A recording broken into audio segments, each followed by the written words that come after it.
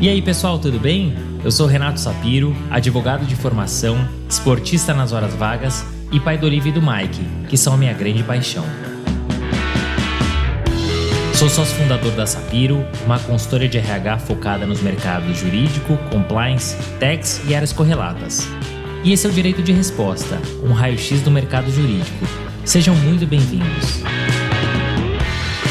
Esse é um podcast leve e informal, onde falaremos com os principais personagens desse meio sobre carreiras, tendências e curiosidades. E esse é um podcast quinzenal, então já sabe, temos um encontro marcado segunda sim, segunda não.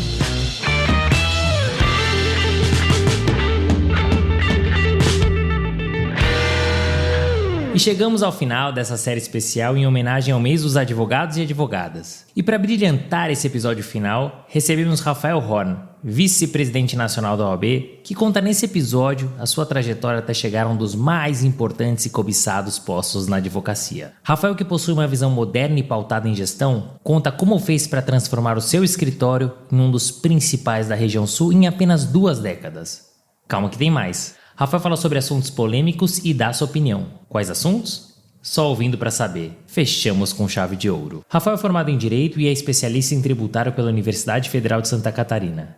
Entrou no sistema OAB com menos de 30 anos e exerceu diversas funções até assumir a presidência da OAB Santa Catarina e mais recentemente a vice-presidência da OAB Nacional, o seu cargo atual. Mas por pouco, muito pouco, o que eu falei até aqui não aconteceu, pois Rafael foi judoca profissional. Mas melhor que ouvir de mim, vamos ouvir dele. Senhoras e senhores, estamos recebendo no Direito de Resposta para fechar essa série especialíssima em homenagem ao mês dos advogados e advogadas, Rafael Horn, que é vice-presidente da OAB Nacional e que tem uma trajetória muito bacana na advocacia e na OAB, e ele vai contar aqui um pouquinho pra gente. Então, Rafael, muito obrigado pela disponibilidade, por ter aceitado o nosso convite, é um grande prazer. Eu que agradeço, Renato, essa oportunidade de bater um papo com os ouvintes do Direito de Resposta e, obviamente, de falar um pouco sobre a nossa vida e a nossa paixão pela advocacia, pelo direito. Muito bem, então vamos começar, muito obrigado mais uma vez, com a nossa pergunta clássica, que é planejamento de carreira. E você tem uma carreira que é super sólida, né?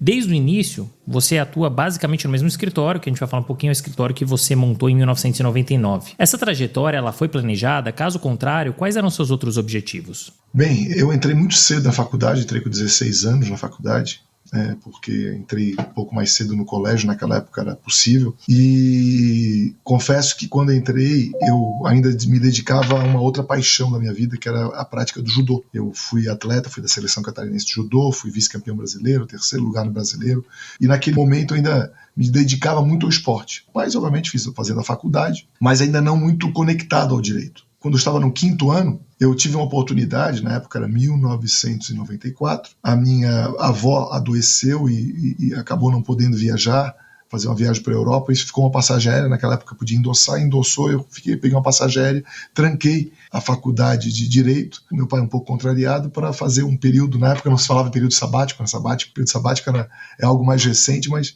foi como se fosse para esclarecer um pouco, entender um pouco, eu não tinha ido ainda à Europa, primeira oportunidade, e aí correu o velho continente, entender um pouco, né, das origens da civilização ocidental, e aí você volta da Europa com outra cabeça e com vontade aí de empreender, de advogar, e a partir daí talvez tenha sido bom a virada de chave, eu acho que talvez até pelo amadurecimento gerado por um convívio, sair de uma cidade pequena como era Florianópolis, ainda menor na época, né, hoje já é uma cidade com 500 mil habitantes, né, tem mais cosmopolita e com uma grande Florianópolis com 1 milhão, mas na época devia ter 250 mil habitantes, e de repente você entrar no velho mundo. Na época nós não tínhamos tanta informação, não tinha internet, não tinha todas as ferramentas tecnológicas que nos possibilitam ter mais contato com a velha cultura. E a partir da volta eu me dediquei realmente ao direito. Eu tive também uma contusão no meu ombro e aí também acabei afastando do esporte, das competições, tudo veio ao mesmo tempo, e me dediquei ao direito. Fiz um estágio no Banco do Brasil, na assessoria jurídica do Banco do Brasil, na AJURI, fui o primeiro estagiário de direito da assessoria jurídica do Banco do Brasil em Santa Catarina. Lá fiz um estágio muito bacana, tinha um pai advogado, meu pai advogado tradicional, tem 50 anos de advocacia, foi conselheiro de ordem com 8 mandatos consecutivos, foi conselheiro federal, foi diretor da instituição, então tinha já uma vinculação muito forte com o direito, e perto de me formar, terminando as disciplinas, eu vim para Brasília, em Brasília, eu tinha meu tio, irmão, na verdade, casado com a irmã de meu pai, que era ministro do Superior Tribunal de Justiça. Vim fazer aqui um estágio não remunerado, porque meu tio não contratava ninguém que fosse parente. Eu disse, não tem problema, vim aqui para conhecer, para aprender. E aprendi, tive muitos contatos com escritórios de advocacia, também contatos com escritórios de São Paulo. Quando terminei aqui, né, eu fiz o exame de ordem, passei. Aí decidi, tive alguns convites para trabalhar aqui em Brasília, mas na verdade acabei resolvendo voltar para Florianópolis. O escritório de meu pai é um escritório muito tradicional, era ele sozinho com uma secretária, e disse, pai, vamos mudar, mexer nessa estrutura da advocacia. Aí meu pai já uma advocacia já consolidada e também já professor da faculdade, já com vontade já de reduzir o ritmo, disse, não, vai lá, faz o experimento. Se não der certo, aí a gente vê o que faz depois. Ele me deu essa, digamos assim, essa autonomia, é algo que uma característica do meu pai, deixar as pessoas fazerem, né, e dar liberdade para realizar. Então tinha um safety net, uma rede de segurança que lhe deixava, né, dava segurança para fazer isso. E o escritório aí desenvolveu, né, na verdade éramos eu e ele, fizemos a sociedade de advogados e essa sociedade acabou crescendo ao longo do tempo. Hoje somos 70 advogados que trabalham em Florianópolis. Isso, né, ao longo do tempo, né, ou seja, eu diria foi uma carreira praticamente única dentro do escritório, mas que começou dentro de uma salinha e hoje a gente ocupa aí alguns andares no centro de Florianópolis e junto com essa vida da advocacia, eu segui também o caminho de meu pai no âmbito da OAB, até porque minha infância foi convivendo com eleições de ordem, achava muito bacana aquele envolvimento com a instituição e tudo que ela propicia, né, de networking e de conhecimento pessoal e conhecimento institucional. Então essa é um resumo muito básico, né, do início de faculdade muito jovem até os dias de hoje. Várias eleições também, são 6 eleições consecutivas dentro da ordem, que a gente tem participado aí de gestões no âmbito do sistema OAB e que, né, trouxeram hoje para o cargo de vice-presidente, né, que está ao lado e vice-presidente do Beto Simonetti, presidente, também tem sido uma grande honra, um grande aprendizado e um grande desafio aqui em Brasília. Que bacana, Rafael. Você já trouxe aí um pupurri da sua carreira, né, tanto na advocacia quanto no sistema OAB. E é muito interessante alguns insights que você traz. Primeiro, porque você começou muito cedo a faculdade. A gente já faz muito cedo, você começou ainda mais cedo. Então, essa parada, né, acho que foi muito importante para você respirar, refletir e aí sim decidir o rumo que você queria dar na sua carreira. E também muito interessante a provocação que você fez a seu pai, né, que, enfim, já tinha anos e anos de advocacia, não precisava mexer, mudar, mas foi lá, cutucou e ele deu oportunidade para você desenvolver. E a prova que deu certo é a forma como o escritório se encontra hoje, não só meramente pelos números, 70 advogados, que claro chama atenção, mas que mostram crescimento e você vai contar e contextualizar um pouquinho desse crescimento pra gente. Você falou dos estágios que você teve, né? Mas a advocacia propriamente dita, você basicamente atuou só em uma estrutura. Então, você não teve oportunidade de vivenciar outras estruturas, aprender outras formas de advogar. Olhando para trás, você acha que esse foi o melhor caminho? E quais os prós e contras dessa escolha? Bom, na verdade, eu diria que eu tive várias formas de advogar, porque um escritório, quando cresce, você vai mudando dentro dele próprio a sua função. Eu, na verdade, fiquei sempre na advocacia privada, essa é uma realidade, de forma autônoma, né? Nunca tive nenhum vínculo empregatício, né, como advogado. Participei de instituições, de trabalhos voluntários, mas nunca com carteira assinada. Então, e a instituição de OAB e o escritório de advocacia me fizeram compreender muito a realidade da evolução dos escritórios ao longo do tempo, né? Nós tínhamos, na verdade, uma advocacia artesanal. Eu diria essa advocacia artesanal, eu vou dizer que vigorou desde 1827 no país até 88, até a Constituição de 88, quando nós tivemos aí a globalização, uma mudança de paradigma muito grande na profissão. Então nós vemos aí mais de 100 anos com um tipo de advocacia, que é a advocacia de cotidiano, que é a que meu pai exercia, e de repente, a partir de 88, principalmente começa em São Paulo esse fenômeno, mas depois ele passa para outras grandes cidades do país, que é a estrutura dos escritórios, né, uma estrutura empresarial de funcionamento dos escritórios de advocacia como um negócio, e é um negócio em si. E essa estrutura que eu trouxe para Santa Catarina, né, principalmente para o nosso escritório, uma outra visão, na época inovadora, hoje já consolidada, e que essa visão acabou dando muito certo, né, de parceria, juntando outros profissionais de outras áreas, naquela demanda que surgia multidisciplinar, que é algo que acontece nos dias de hoje, em que você reunia talentos do direito tributário, do direito trabalhista, do direito ambiental, do societário, e assim nós fomos crescendo. E a minha função, que no início era como de qualquer profissional, de ler um diário da justiça, ver as intimações, peticionar, algumas vezes ir lá conseguir falar com o juiz, ela foi mudando, né? Você vai formando valores, eu acho que isso é muito bacana. Hoje, os meus sócios de escritório, hoje quase todos foram meus estagiários, e alguns deles começaram a carreira depois de mim, tiveram a sua primeira oportunidade de trabalho lá. Então foi algo muito bacana essa evolução, e você vai mudando, né, o teu papel, né, você sai do operacional, depois você vai para o papel tático, depois você vai para o papel estratégico do escritório, de leitura de mercado, abertura de novas frentes para a advocacia, e isso tem sido praticamente o meu papel nos últimos anos. Mas, óbvio, é uma caminhada, então eu diria, é uma única experiência, mas é uma experiência num escritório que teve uma grande metamorfose. Imaginar um escritório familiar, que era pai e filho, e hoje, né, nós temos um escritório com 70 advogados, né, com sócios de capital, com 12 sócios de capital. Isso realmente mexe, muda muito a estrutura, e muda o teu papel, muda a forma de advogar, e essas experiências, essa metamorfose é o que talvez mais nos incentiva e nos impulsiona para o exercício da advocacia. É muito interessante você contar desse começo, né? Do escritório familiar que virou profissional, do escritório que tinha 2 pessoas, você e seu pai, para um escritório que tem mais de 70 advogados. Esse crescimento, ele se deu de forma rápida, porque a gente está falando de 2 décadas, pouco mais de 2 décadas, né? E você tem as dores do crescimento. E mais do que isso, Rafael, tem uma questão de cultura, né? Como é que vocês fizeram para dirimir essas dores da expansão e para manter a cultura, aquela cultura que você pensou no começo do escritório? Bom, na verdade, é muito aprendizado, né? A gente fez cursos de gestão, curso de capacitação de liderança.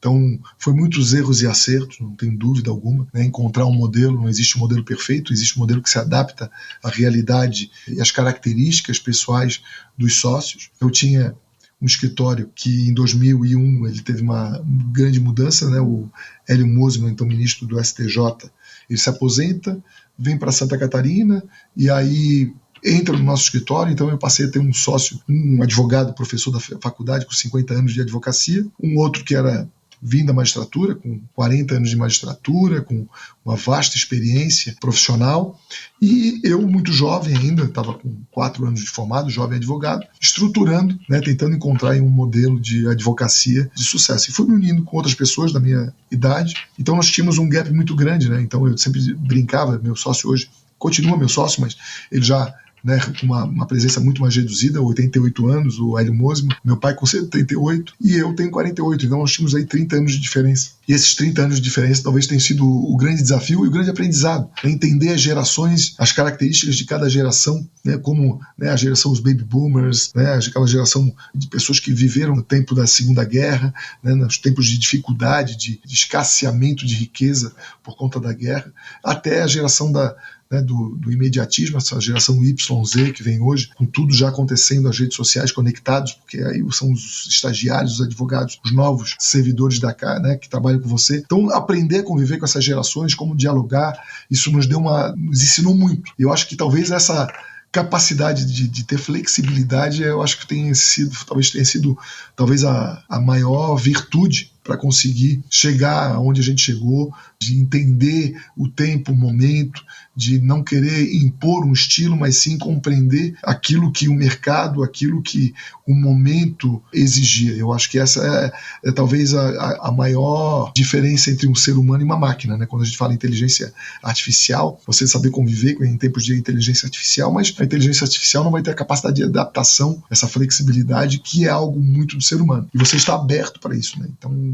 ter essa abertura, essa visão de que você tem que estar sempre melhor do que você era ontem, né? Nunca imaginar, eu sempre digo, não gosto de competir com ninguém, né? Até porque a competição, né? Ainda mais eu que fui de judô, que é um esporte individual, eu sempre dizia, você tem que estar melhor do que você era ontem. Então, para você estar melhor do que você era ontem, você automaticamente vai conseguindo superar os desafios, e essa foi sempre uma filosofia de dentro do escritório. Você pode melhorar, a gente pode incorporar inovações, e essas mudanças certamente tornaram o escritório o que ele é hoje. E é interessante como você coloca, né, que é essa relação entre as gerações, porque eu percebo que a nossa geração com a geração mais antiga é uma forma de relacionamento, acho que teve um encaixe mais fácil. Diferentemente dessa geração que tá vindo aí. E não tem certo, não tem errado, mas a gente precisa aprender a lidar com eles. Como? Você falou dialogando, se comunicando. Só assim você vai se aproximar e só assim você vai conseguir fazer o que vocês fizeram aí, né? De expandir, de crescer, sem ter muitas dores, digamos assim,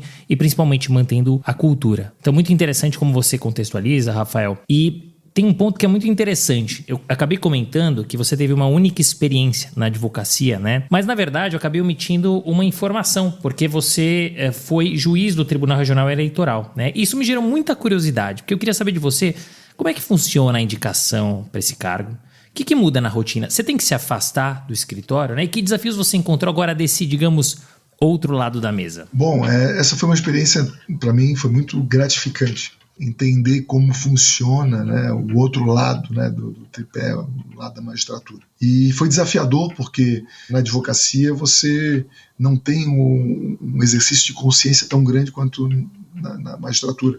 Na advocacia você é o primeiro juiz da causa, você analisa, você entende a viabilidade, você explica para o teu constituinte os riscos, as condições e a partir dali você se doa para aquele direito, né, para aquela proteção daquele direito que ele é colocado sob custódia. Na magistratura é muito diferente. Você tem uma outra dinâmica, né? Você tem a dinâmica de receber aquilo feito, né? Eu digo, quase como um ator coadjuvante, tem um ator principal que é o advogado, ele coloca ali no papel e o juiz, ele como coadjuvante, ele vai ter que se posicionar em cima daquilo que está ali. E há necessidade de um grande exercício de consciência de entregar o melhor dentro daquilo que está colocado dentro do processo. Eu acho que é um exercício de consciência muito grande. E a chegada a esse cargo foi muito interessante, porque em 2009, né, eu tinha 33 anos quando resolvi concorrer, porque tinha um grande amigo meu que se formou comigo e advogava para um político que tinha, uma política, na verdade, uma senadora que tinha uma grande influência,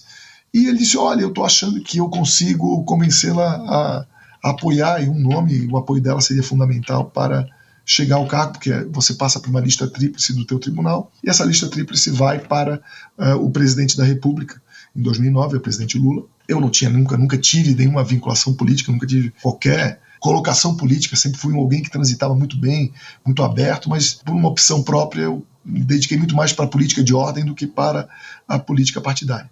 Eu disse, bom, você está falando, então eu vou lá, vou me inscrever, acho que dentro do tribunal, né, pela minha vida profissional, acho que consigo passar. Deu certo, passei na lista tríplice. E aí ele já tinha conversado com a senadora.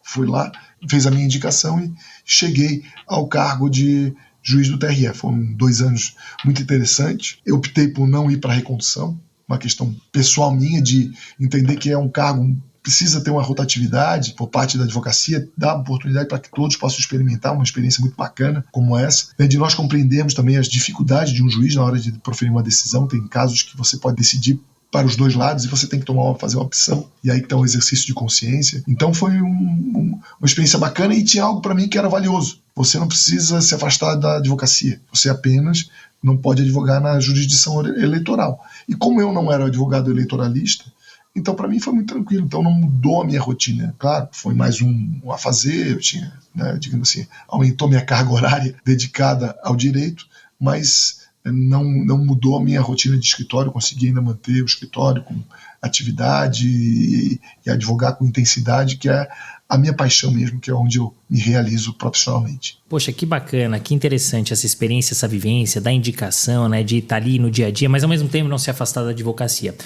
Você falou de estar desse lado da mesa, você falou bastante de esporte também, que é um tema que eu gosto muito. A gente já recebeu aqui alguns entrevistados, né, que ficaram justamente naquele limiar de vou para o esporte, eu vou para a advocacia. Quase todos, exceção feita a um profissional que não é do mercado jurídico, o Bernardinho, que contou também, ele acabou deixando a economia de lado para seguir no esporte, foi a única exceção. Mas eu queria que você contasse para a gente o quanto essa experiência do outro lado da mesa e o quanto a vivência no esporte tem te ajudado ou te ajudaram ao longo da sua carreira profissional. A vivência do esporte para mim é tudo.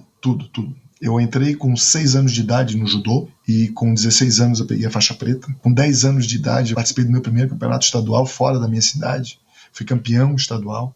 Depois fui com 11 anos, 12 anos. Disputei 12 anos de idade. Fui para Ipatinga, Minas Gerais, saí de ônibus linha para até São Paulo. São Paulo peguei outro para Ipatinga, para disputar um campeonato brasileiro, meu primeiro campeonato brasileiro. Fiquei em sexto nesse primeiro. Depois, com 14 anos, fiquei em segundo. Depois, com 16, disputei a semifinal e perdi para o Carlos Honorato, que veio a ser vice-campeão olímpico em Sydney. É justo, é justificável. E tinha, assim, a disciplina do judô, a responsabilidade que traz um esporte individual de você não poder culpar ninguém por aquilo que acontece. Então te traz uma responsabilidade gigantesca. Você realmente entra no tatame, é você e mais ninguém que vai poder resolver o problema.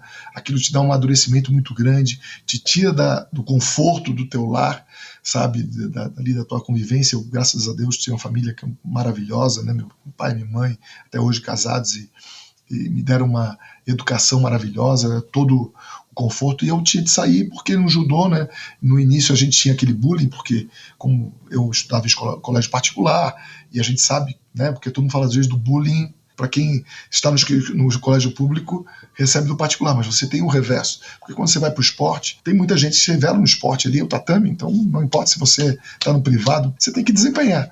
E numa realidade de país, é óbvio que aqueles que mais se destacavam estavam muitas vezes numa estrutura, né, não tinha uma condição socioeconômica como você tinha. Então você tinha que mostrar que você estava ali não pela tua condição de ter uma família estruturada, mas sim porque você sabia desempenhar. E poxa, alcancei uma liderança, né?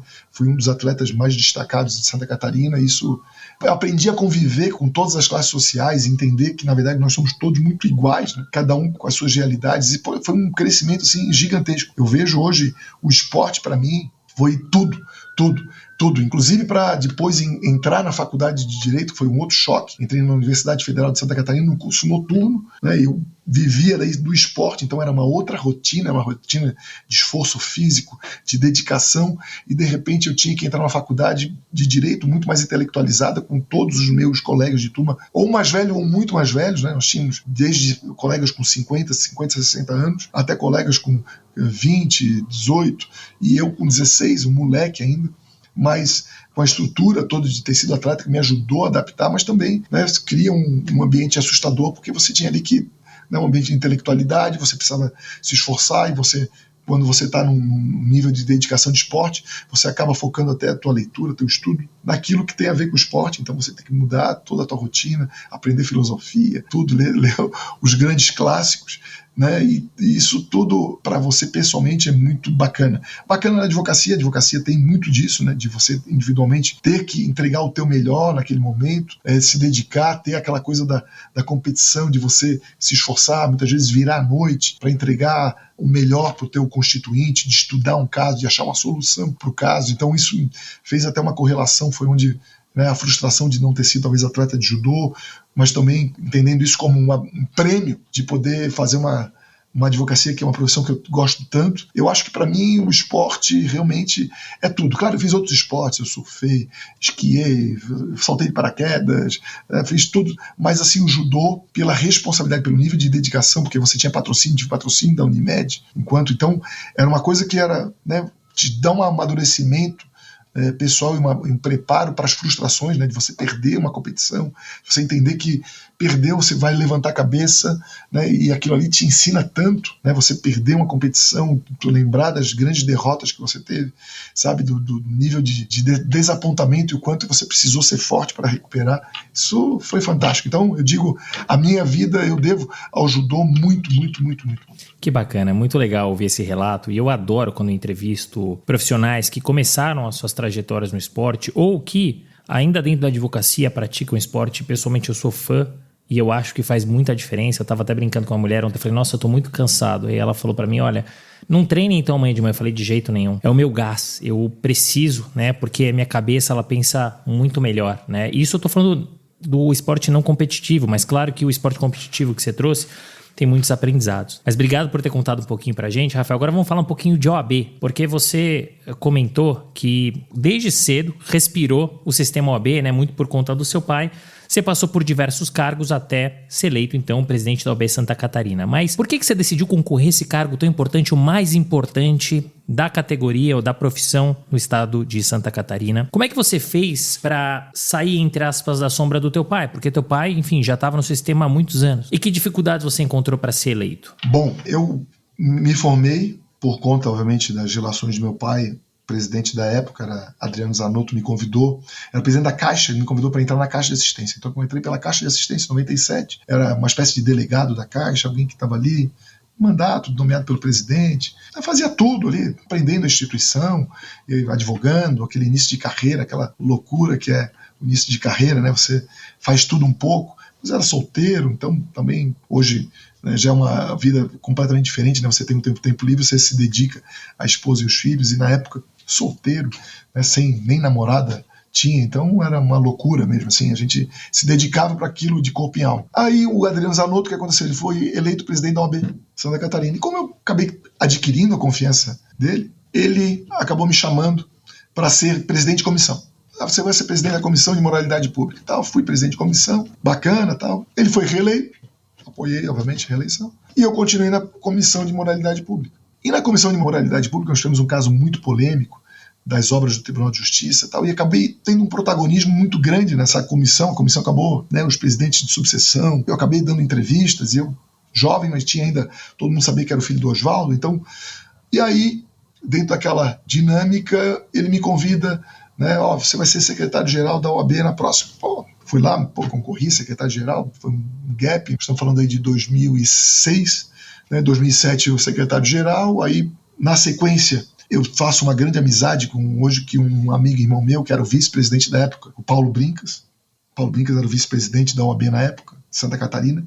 E Paulo, vamos para o Conselho Federal comigo? Vamos. Fomos conselheiros federais, e aí eu conheço pessoas fantásticas que estão comigo até hoje, né? Marcos Vinícius Furtado Coelho, que foi presidente da OAB Nacional, Beto Simonetti, atual presidente da OAB, Felipe Sarmento, que é o atual presidente do FIDA.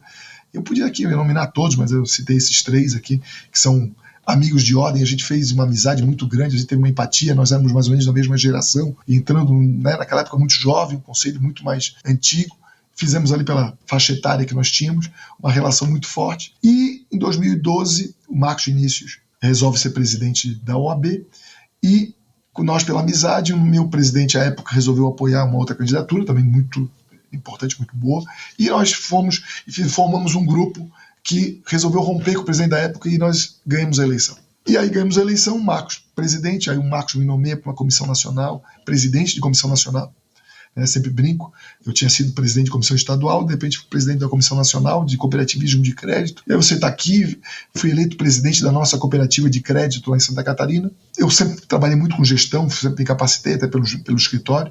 Aí Paulo Brincas era o presidente da Caixa, resolve ser presidente da OAB Santa Catarina. Aí Paulo disse, vamos lá, Rafael, vai ser meu tesoureiro, tu é um cara que sabe fazer gestão, eu preciso de um cara da minha confiança.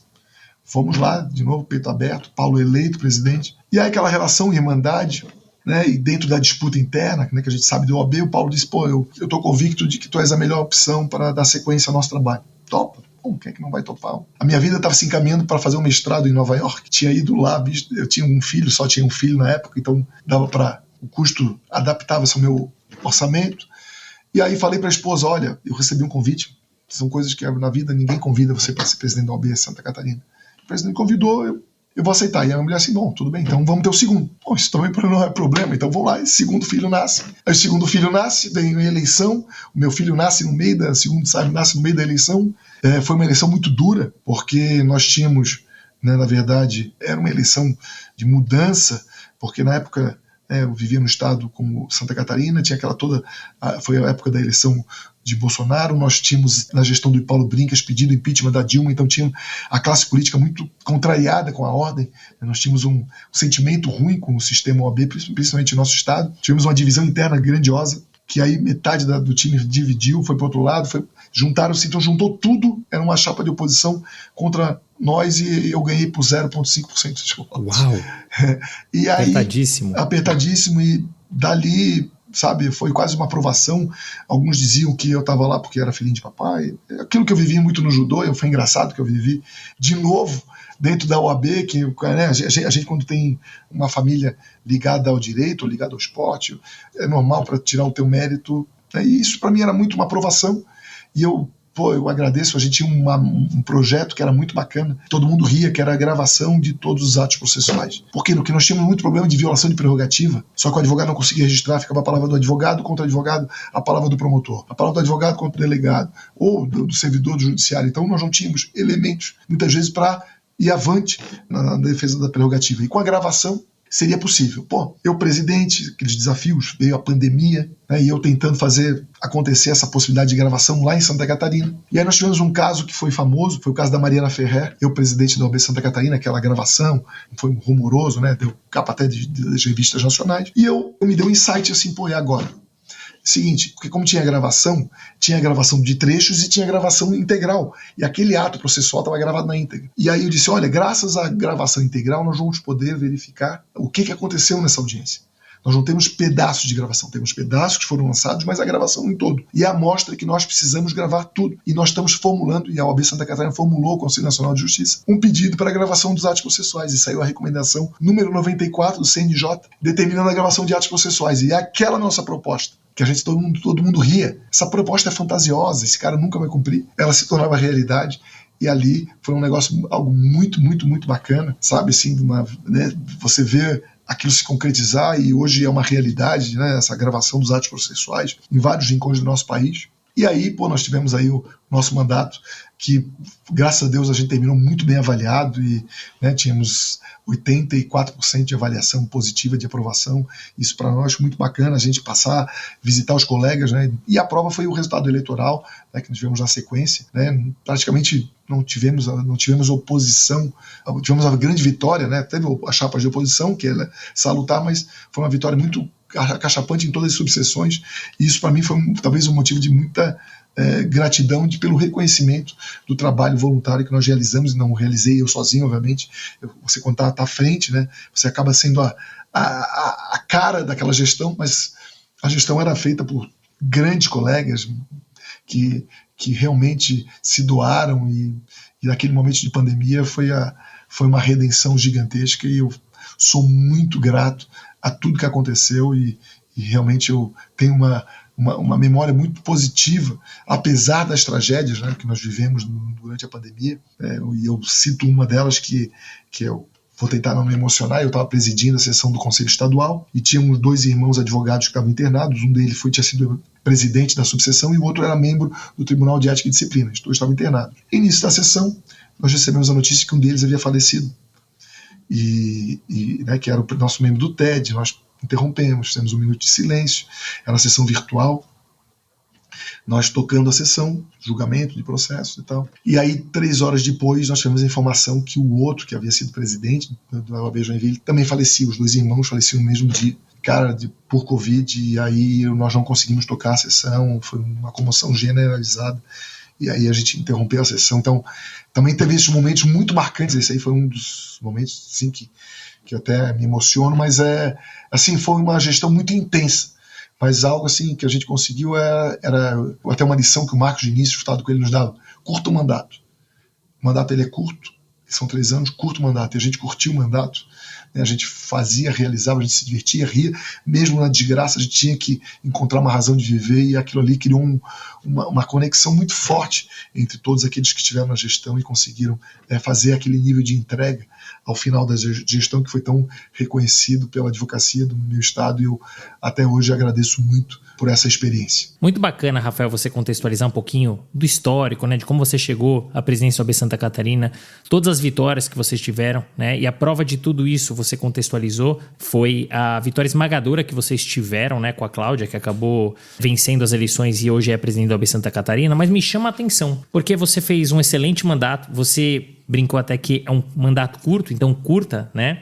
E você tinha tudo para ser reeleito, mas você optou por abrir mão de uma eventual reeleição, ou uma provável reeleição, para abrir caminho para a Cláudia, né? Que é apenas uma dentre 5 mulheres que presidem hoje as 27 seccionais, e assim concorrer também a um cargo no Conselho Federal, que era um risco grande, né? Porque há 30 anos o Conselho não tinha um representante catarinense. O que te levou a abrir mão desse eventual segundo mandato e a concorrer à vice-presidência da OAB Nacional? Bom, eu me recordo quando nós tínhamos 3 pilares da gestão: eficiência, inovação e inclusividade. Eficiência era você fazer uma boa gestão, com números, com entregas, com mudanças que aí vamos partir para a inovação, né? Nós realmente transformamos a instituição, né? Mudamos tanto no aspecto administrativo e financeiro, como também a nível político institucional. Nós introduzimos a primeira eleição direta para o quinto constitucional, para que não tivemos também, foi na nossa gestão, um advogado na ponta escolhe os 6 nomes que vão ser a lista 6 do quinto constitucional. Trouxemos, na época da pandemia, balcão virtual, central de atendimento eletrônico, várias construções realizadas que, né, a implantação do EPROC como processo judicial eletrônico na Justiça Estadual Catarinense, que mudou a vida do advogado, da advocacia local. Foram bandeiras que nós capitaneamos e tivemos muita sorte em consegui-las efetivar a sua efetivação. Então nós tínhamos eficiência, inovação e precisava de inclusividade. Inclusividade era você fazer com que as pessoas participassem da gestão, e todas elas. Então, a primeira quebra de paradigma foi as comissões que o presidente nomeava quem queria se inscrever, desde que tivesse em dia com a sua anuidade. Você podia ser da oposição, a situação, nós íamos lá. E nós, inclusive, porque a gente ia para debate, eu viajei o estado todo depois de eleito, na primeira semana, com um plano de gestão, e eu debati em todos os locais que eu tive 10% de votação para ganhar.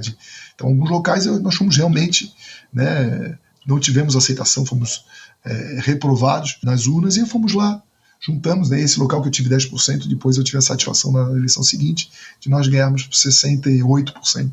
Então foi uma mudança grandiosa, né, de paradigma. E isso se deu por quê? Porque a gente foi lá debater e precisávamos dar espaço para as mulheres.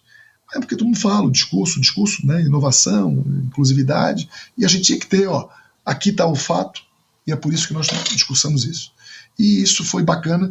Nós tivemos o primeiro insight, foi da primeira mulher exercendo a presidência da OAB Santa Catarina, que nenhum presidente tinha se licenciado e permitido uma mulher estar na presidência, e a Luciane Mortari era minha diretora, secretária-geral adjunta, nossa diretora, que nós fizemos um licenciamento conjunto, tanto vice como secretário-geral, permitiu, ela esteve à frente, foi a primeira que assinou em exercício, obviamente.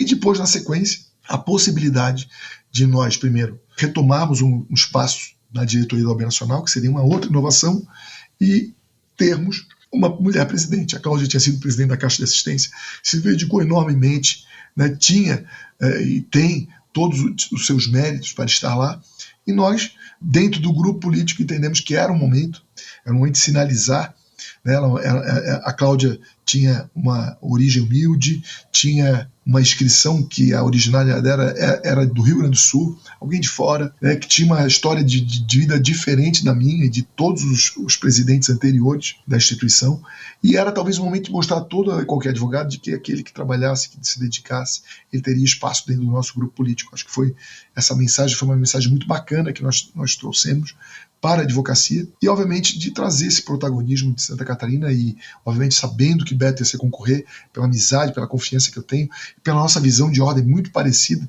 que isso é importante, né, uma visão da advocacia, de uma ordem OAB de portas abertas, voltada para as pautas corporativas da advocacia, para a valorização profissional, e isso foi realmente uma simbiose, ter uma pessoa como o Beto concorrendo, ter uma opção como a Cláudia, e as coisas se materializaram, foi uma conjunção de estilo que permitiu que nós chegássemos onde chegamos. Foi mais uma outra realização muito grande, né, eu como advogado, vivenciar esse momento, né, de presença, de protagonismo feminino da advocacia catarinense, que demos continuidade aqui no Conselho Federal.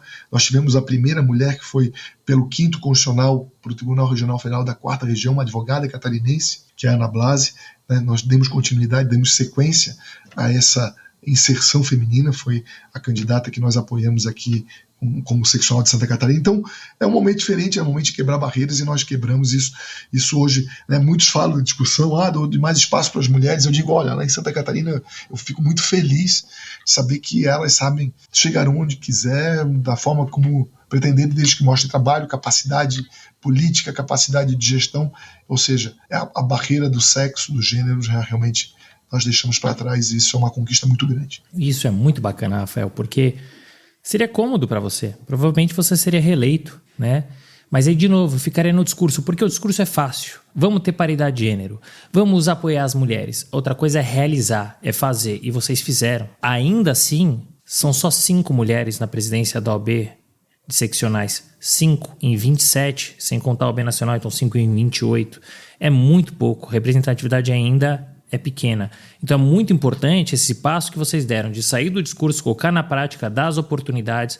Muito bacana. E aí você fala, inclusive, né, do Beto Simonetti, que hoje é o presidente da OAB Nacional, e você é o vice, né? E vocês ganharam de forma esmagadora, né? 95% dos votos. Vocês tiveram 77 votos dentre os 80 possíveis.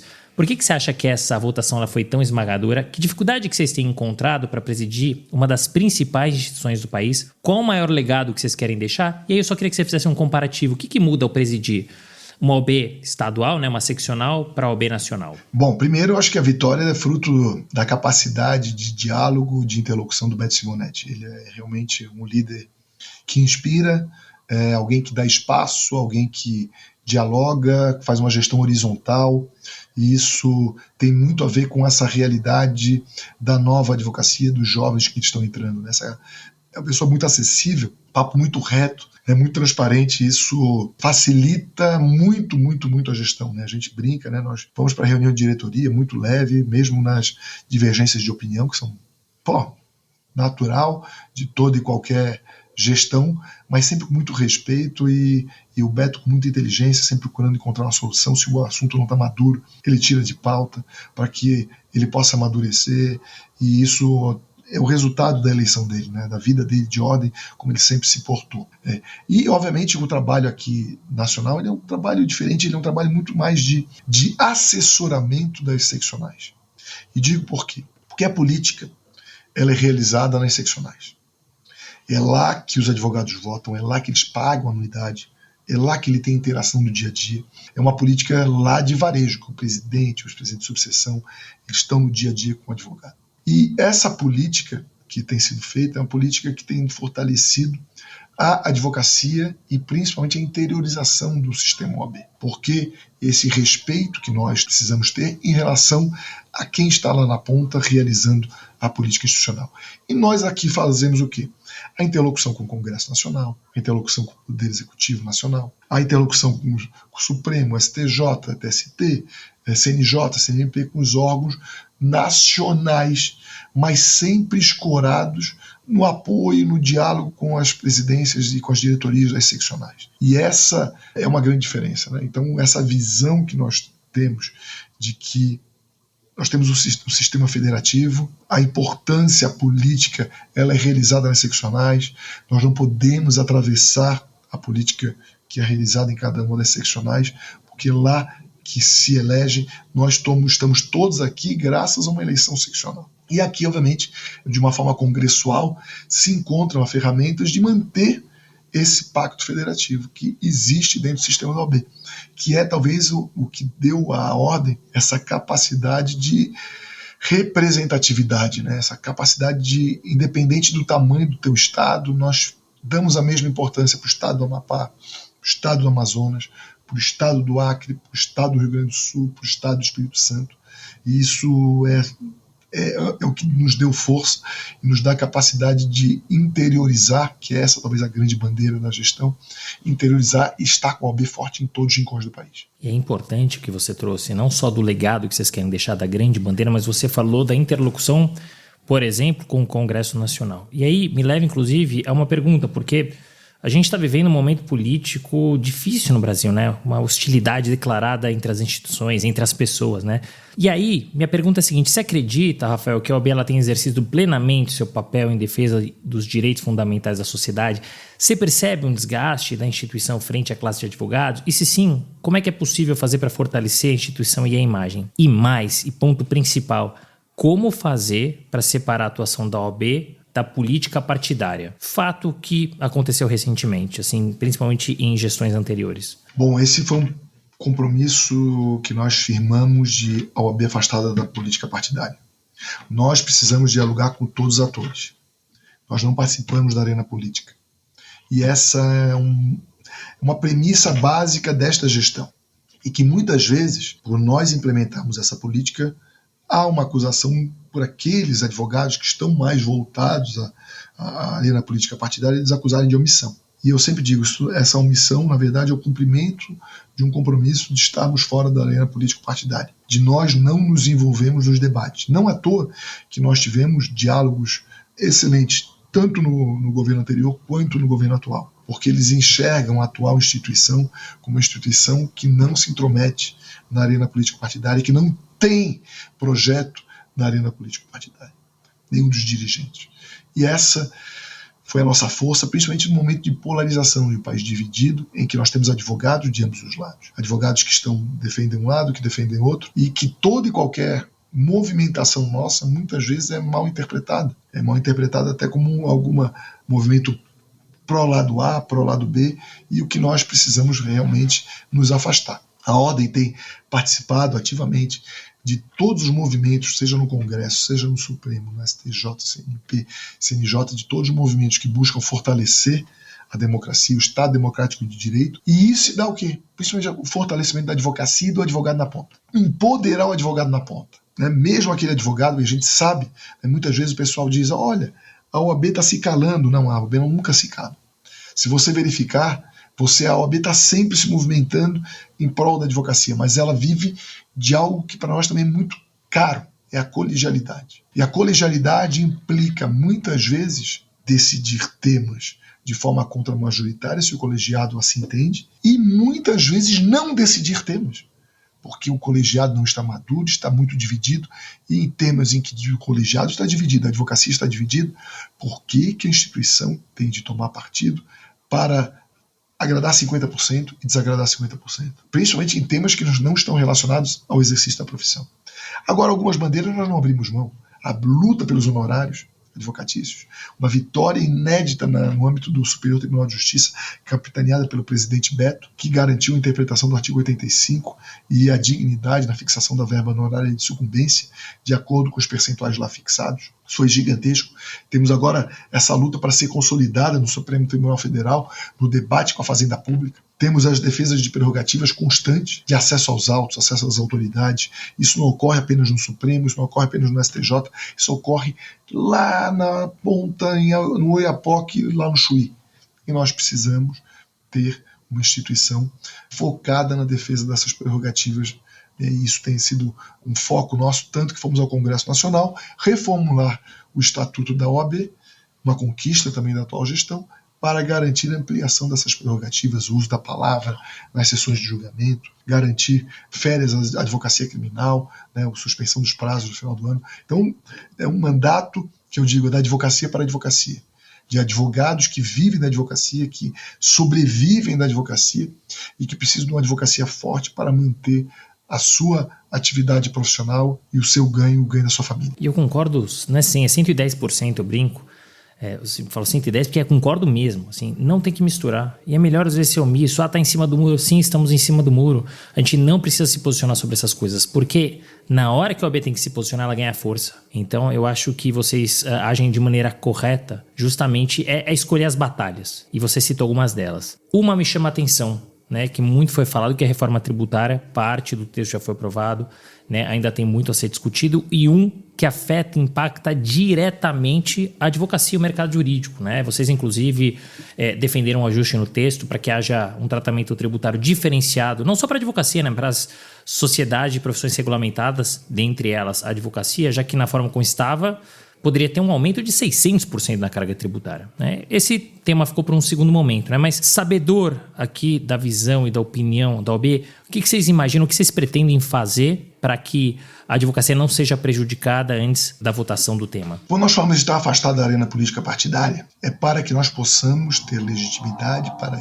ir ao Congresso Nacional, dialogar com todos os partidos em defesa da classe. E isso ocorre na reforma tributária. Nós temos dialogado com todos, a base do governo, a base da oposição. Todos eles têm nos recebido muito bem, porque sabedores que estamos na defesa de uma tributação justa, de justiça fiscal.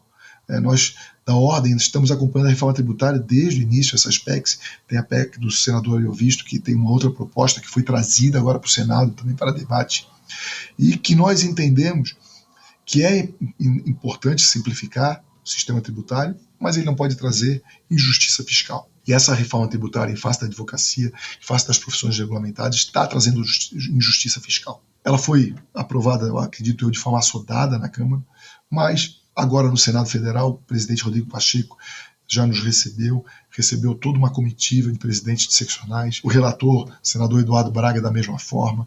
Cada estado sentou com as suas bancadas, nós já estivemos em Santa Catarina com os 3 senadores, todos manifestaram apoio à proposta da ordem de uma tributação diferenciada para as profissões regulamentadas, algo importantíssimo.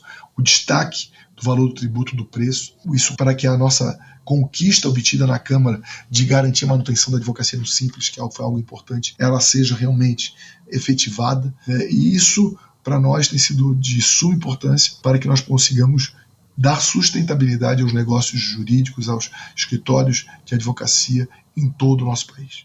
E é fundamental, porque de fato a advocacia ela vai ser altamente prejudicada. Ninguém é contra a reforma, inclusive ela é absolutamente necessária. Mas tem que ser discutida, não tem que passar por passar, né? Então é muito importante o papel que vocês têm feito pela advocacia. Em nome da advocacia, ainda sou advogado, eu agradeço. E talvez até vocês consigam e tenham conseguido muitas coisas pelo perfil que vocês têm. Você e o Beto, esse perfil negociador, esse perfil mais discreto, que até se contrapõe à figura do ex-presidente, que é o Felipe Santa Cruz, né? Que aparecia mais, era até certo ponto polêmico. Quais são os impactos, Rafael, na sua visão, desses perfis antagônicos na gestão da advocacia ou na gestão da OAB Nacional? Bom, eu vou falar de nós, eu acho que cada gestão tem um perfil, tem um estilo, e todos eles foram importantíssimos para o crescimento da ordem, para a importância que ela tem hoje dentro do panorama socioeconômico e jurídico do nosso país. O Beto tem o perfil do diálogo, da conciliação, dessa compreensão que eu havia falado antes, de que o sistema OAB ele é um sistema federativo, que nós precisamos respeitar os presidentes de seccionais que foram eleitos pelas suas bases, dialogar com eles, de buscar ter essa conexão, de compreender a realidade de cada região. As bases de cada região são muito distintas, a advocacia é muito distinta. Eu vivo num estado que é muito plural. Nós temos desde o oeste catarinense, que tem um agronegócio muito forte, o cooperativismo. Aí nós vamos ter em Florianópolis o setor de tecnologia, vamos ter o setor imobiliário ali para Balneário Camboriú, as indústrias fortíssimas no setor norte, no setor sul do estado, o extrativismo, a parte de direito ambiental. E isso modifica, porque de acordo com a realidade socioeconômica de um estado, de um país, você tem um perfil de advogados que vão estar lá localizados. E nós representamos 1.300.000, uma advocacia plural, uma advocacia cada vez mais diferente, em que os colegas, dessa heterogeneidade que é a nossa força, é o nosso desafio, e fazer essa representação demanda o quê? Diálogo. De nós não... Hoje em dia é muito comum as pessoas quererem lacrar nas redes sociais. E nós temos um outro perfil. É o perfil de comunicar, de mostrar o que estamos realizando, de mostrar a nossa preocupação, de levar os temas com muita serenidade, sabedores de que é essa serenidade que vai viabilizar as construções e os diálogos que são feitas com os poderes e com toda a sociedade civil. E é uma forma muito peculiar que Beto tem tocado a ordem e com a qual eu concordo plenamente. É isso, é diálogo. É o que está faltando.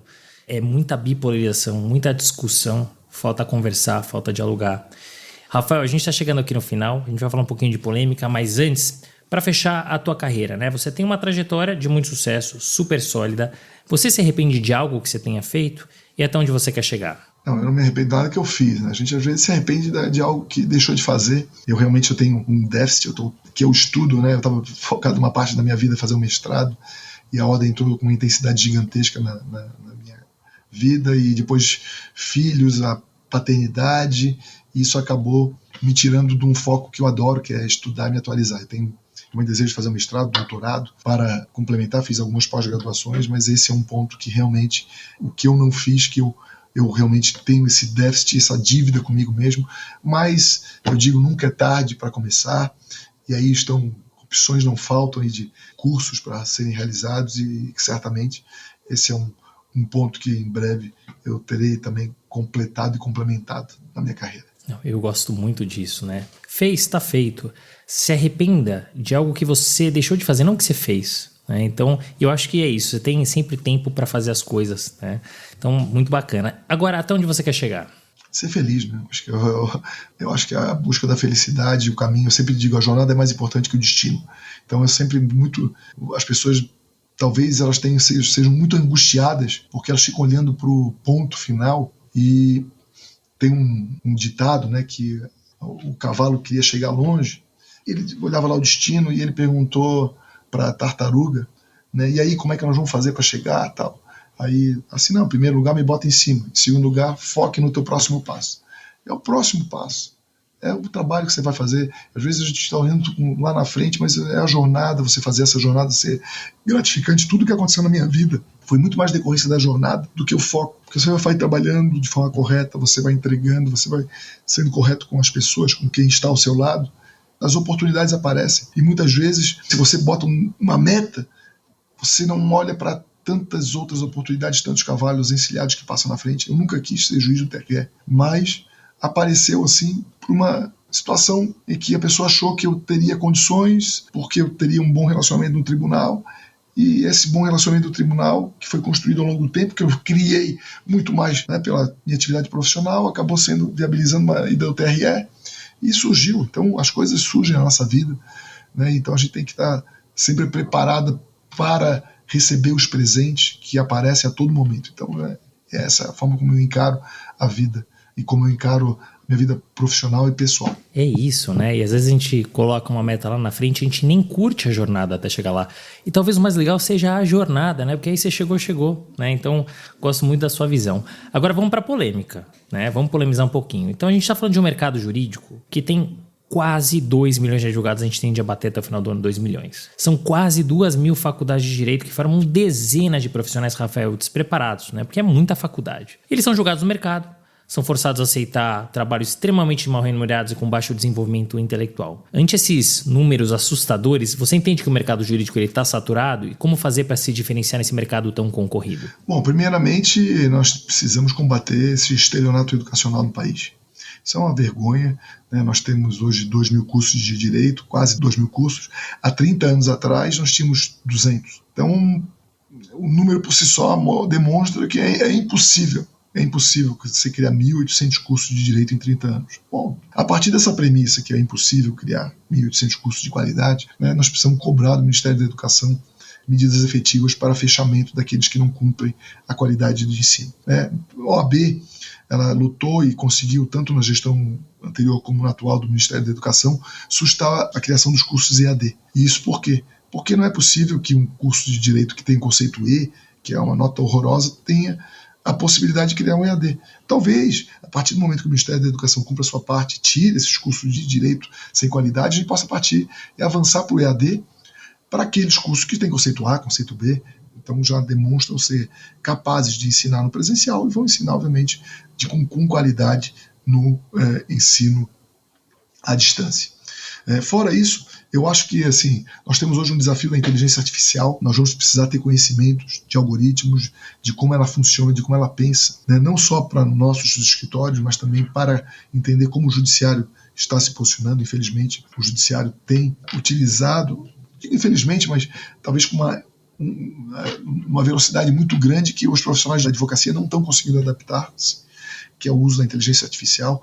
O advogado vai precisar se capacitar. E os nichos de direito, eu acredito que assim, antes de acabar com a advocacia, eu tenho brincado, a inteligência artificial ela vai acabar com a magistratura de primeiro grau, porque se os depoimentos vão poder ser tomados numa máquina, né, sem que haja presença de um magistrado.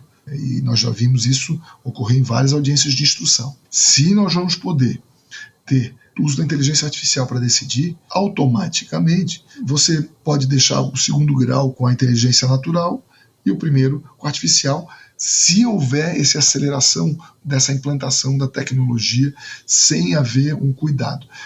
Nós temos conversado muito com o Conselho Nacional de Justiça, dialogado, e realmente está vendo essa sensibilidade hoje. Foi importante durante a pandemia acelerar, porque nós tínhamos uma realidade distinta, mas nós precisamos entender que nós tivemos alguns equívocos, né, como audiências de instrução realizadas online com provas manipuladas ou com audiências de instrução que provas não foram realizadas porque a testemunha não tinha acesso de qualidade da tecnologia e perdeu-se a prova e o tribunal teve de anular tudo por conta disso. Então, é um desafio. Acho que a tecnologia é um desafio para o advogado que faz aquela advocacia de atender o cliente, de ter a sensibilidade humana, algo que a máquina não tem, de ter essa capacidade de flexibilidade, algo que a máquina não tem, a capacidade de julgamento que a máquina não tem, porque ela funciona binário, ela é o verdadeiro ou falso, certo ou errado, ela não tem esse tom de cinza, que é onde a maior parte das relações do direito elas acabam acontecendo. Então eu acredito que o advogado, se ele estiver muito bem informado, ele vai ter sim muita oportunidade de trabalho. Agora, aquele que não estudar, não se preparar para essa realidade, ele acaba ficando defasado e sai do mercado. É isso, o mercado jurídico ele tem um espaço enorme ainda para crescer. Basta olhar para fora, para a Europa, para os Estados Unidos, e lá ainda tem a possibilidade de crescer. Imagina aqui que a gente está alguns anos atrás. Então eu concordo com você. E inteligência artificial, mais uma vez, ela veio para colaborar, para contribuir, assim como a tecnologia e a inovação, mas de fato é importante a gente regulamentar e pôr um pouquinho o pé no freio, né? Para fechar a polêmica, Rafael, o mercado jurídico ele é tradicional, é conservador, mas ele se mantém blindado mesmo ante algumas mudanças que a gente vê mundo afora. Qual é, na sua opinião, o limite para marketing e publicidade no nosso mercado? Bom, em 2019, eu era presidente da OAB Santa Catarina, nós levamos ao Colégio de Presidentes de Seccionais a necessidade de reformulação do provimento. E a primeira audiência pública nacional sobre o tema para a reformulação do provimento foi feita em Santa Catarina. Santa Catarina já tinha essa demanda muito grande. Agora nós temos que entender, e isso veio ao debate à época, e muitas vezes os advogados não compreendem, né? Fazem analogias, olha, mas lá nos Estados Unidos pode fazer isso, aquilo. Pois é, nos Estados Unidos pergunta se esse advogado pode fazer isso, aquilo, outdoor, ele consegue ter uma audiência com o ministro do Supremo Tribunal Federal. Então, o primeiro aspecto é nós entendermos o conjunto de prerrogativas que foi construído no nosso país em prol da advocacia. Ele é único no mundo. O advogado brasileiro tem um conjunto de prerrogativas, um ordenamento jurídico, uma previsão constitucional de indispensabilidade à administração da justiça, que é único no mundo. E sendo único no mundo, nós precisamos preservar essas conquistas, pelo menos esse é o entendimento da atual gestão. Aqueles que entendem que essas prerrogativas não são importantes para a defesa dos direitos dos nossos constituintes, eu respeito, mas é um ponto de divergência. Tomando como base essa premissa, nós precisamos entender como que essa premissa se tornou realidade. Essa premissa se tornou realidade porque a advocacia ela exerce o munus público. Ela exerce o munus público de administrar a justiça, de cooperar com a justiça e de ser um dos tripés do sistema de justiça. E sendo assim, ela recebeu tratamento tributário diferenciado, ela recebeu esse conjunto de prerrogativas, ela tem direito a honorários de sucumbência. Tudo isso construído sob a premissa de que nós somos indispensáveis à administração da justiça e que, para isso, nós não podemos ter o marketing liberado e nos confundimos com qualquer outra profissão. Não que sejamos melhores que alguém, mas sim porque a lei nos deu um munus público único e por conta desse munus público nós precisamos sim ter uma moderação no marketing para que nós possamos manter esse conjunto de prerrogativas. E dentro dessa responsabilidade, desse entendimento, nós estamos modernizando, entendendo a realidade das redes sociais, entendendo a realidade que vive o nosso país e o mundo, né, a dinâmica das relações sociais, como o advogado precisa mostrar o seu trabalho, estar presente, e o provimento foi modernizado nessa linha. Que você possa expor o seu entendimento, a sua qualidade de trabalho, o seu entendimento sobre matéria nas redes sociais, você dá palestra nas redes sociais, esse aparecimento, isso tudo se permitiu a partir do momento que nós modernizamos o provimento. Porém, limites são necessários. E além disso, nós criamos algo inédito, que é o Comitê Regulador de Marketing. E digo isso por quê? Porque geralmente o advogado ele vai atuar vai fazer um marketing da sua profissão, uma publicidade, e ele fica muito vinculado ao entendimento do sistema de fiscalização da seccional ou da subseção, que depois vai para a seccional e aquilo tramita. Quando chega no Conselho Federal, já tramitou 3 anos e aquilo ali já perdeu até o sentido, né? Imagina o cidadão, olha, eu usava o Orkut, tá, mas pode usar o Orkut, sei lá, ninguém nem mais usa o Orkut. Aí chega no Conselho Federal saber, viola a legislação, fazer sua publicidade no Orkut. Isso aqui é Orkut, cara. Não existe mais Orkut. Então, perdi o objeto. Então, nós temos o Comitê Regulador de Marketing, que o advogado pode ir direto no Conselho Federal, receber um parecer do Comitê Regulador de Marketing, que, de acordo com a sua função, ele encaminha para o órgão especial, que eu presido, que é presidido pela vice-presidência, que vai editar súmulas sobre a matéria. Então nós criamos, ele começou a funcionar nessa gestão, os pareceres, para que a gente possa dar segurança ao advogado, que é importante. O advogado precisa saber até onde ele pode ir e ele não pode ter medo, né? E a ideia foi essa, foi a criação desse Comitê Regulador de Marketing. Alguns, se o nome é feliz ou não, regulador, parece estar regulando e tal. Mas é que nós temos realmente limites. E esses limites justificam-se por quê? Porque nós temos um conjunto de prerrogativas que precisam ser preservadas e um munus público que é exercido pela advocacia. Entender essa sistêmica, essa sistemática toda é imprescindível para que a gente possa entender e compreender essa legislação que atualmente está em vigor, que pode ser aperfeiçoada, pode, e o Comitê Regulador de Marketing, inclusive, tem essa função de receber pleitos para modernizar e sugerir ao Pleno do Conselho Federal a modernização da regra de marketing atualmente vigente no sistema da OAB. E é interessante a tua visão, como você contextualiza, e eu acho que o mais importante de tudo foi o que você trouxe agora no fechamento da sua fala. A gente tem que estar antenado, tem que estar atualizado, né? E se for necessário, a gente mexe no provimento. Mas até a gente recebeu aqui a Daniela, presidente da OAB Bahia, ela fala que a gente tem que testar, né? É um provimento que é de 2019, não tem nem 4 anos, então a gente tem que testar e ver se funciona, e se a gente vai ter que atualizar. Agora, para fechar esse bate-papo, porque você trouxe muitas histórias, muitos aprendizados, muitos insights, algum conselho que sobrou para você trazer para os nossos ouvintes?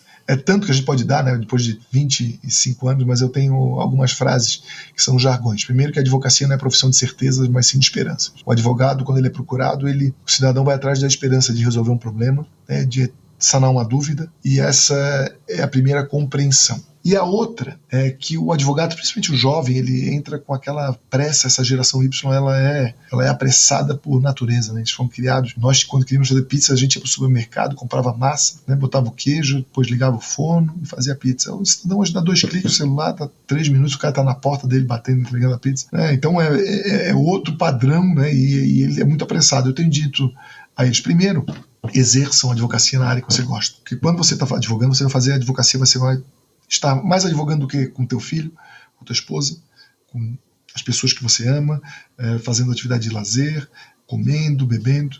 Então você tem que sair do escritório, você tem que ir, chegar, sair realizado. Claro que coisas ruins acontecem na vida de qualquer um, até o cara que é surfista, ele também tem, né, apesar de parecer que não, que a vida dele é uma alegria, não é. Ele também tem várias coisas que ele não gosta de fazer, mas que ele é necessário fazer para que ele possa se tornar profissional do surf. E isso acontece na advocacia. Então você está fazendo algo que gosta. Aí você vai ver que fazendo algo que gosta, você vai fazer algo muito importante, que é levar muitas vezes um honorário para casa e propiciar uma viagem para tua família, vai pagar o estudo do teu filho, vai realizar o sonho de uma mãe que vai conseguir receber a pensão do filho, ou vai soltar alguém que foi injustamente acusado, que está há muito tempo na prisão. Você começa a fazer a diferença na vida das pessoas. E o segredo do sucesso é isso, é você fazer o que gosta e com isso fazer a diferença na vida das pessoas. Isso é o segredo do sucesso. Então as coisas são muito simples, né? São muito simples e quando a gente pensa a vida com simplicidade, a gente consegue atingir, acho eu, os nossos sonhos com mais velocidade do que fazer sonhos muito complexos, com fórmulas inverossímeis que muitas vezes não se coadunam. O Charles Bukowski, ele tem uma frase bacana, um poeta norte-americano, ele dizia que as pessoas, na verdade, todas elas têm condições de realizar e de aguardar o seu momento para realizar o seu sonho, né? E você, para isso, muitas vezes depende de ter um pouco de sorte, né? Para isso, ter uma jogada de sorte. O grande problema é que a maioria das pessoas não conseguia esperar a sorte chegar e desistia dos seus sonhos. Então, você não precisa desistir dos seus sonhos, espere, tenha perseverança, né? Faça aquilo que lhe deixa feliz e faz a diferença na vida das outras pessoas. Isso aí já é uma missão de vida fantástica que a gente tem aqui na Terra, e essa missão de vida que a gente procura levar para o dia a dia, e é o conselho que eu daria, se é aqui. Né? De conselho já não deve dar muito, porque se fosse bom a gente vendia, mas já que pediram, e a gente já está acostumado a fazer trabalho voluntário dentro da ordem, então a gente dá aí de graça, e use se valer a pena. Muito bom, fechamos com chave de ouro não só esse episódio, mas a série especial em homenagem ao mês dos advogados e advogadas. Rafael, muito obrigado, foi muito legal te receber, ajudar a contar essa trajetória tão bacana na advocacia, na OAB, essas histórias que você trouxe, os conselhos, insights, olha, muito obrigado, foi um grande prazer. Eu que agradeço, Renato, a oportunidade, espero que tenha algum proveito essa história de vida, mas se não tem, pelo menos foi um momento aí de relembrar grandes momentos da nossa vida que nos marcaram ao longo do tempo. Valeu, muito obrigado. Fim de papo. Se você gostou, recomenda para seus amigos. Se não, fala comigo que eu quero te ouvir. Até a próxima.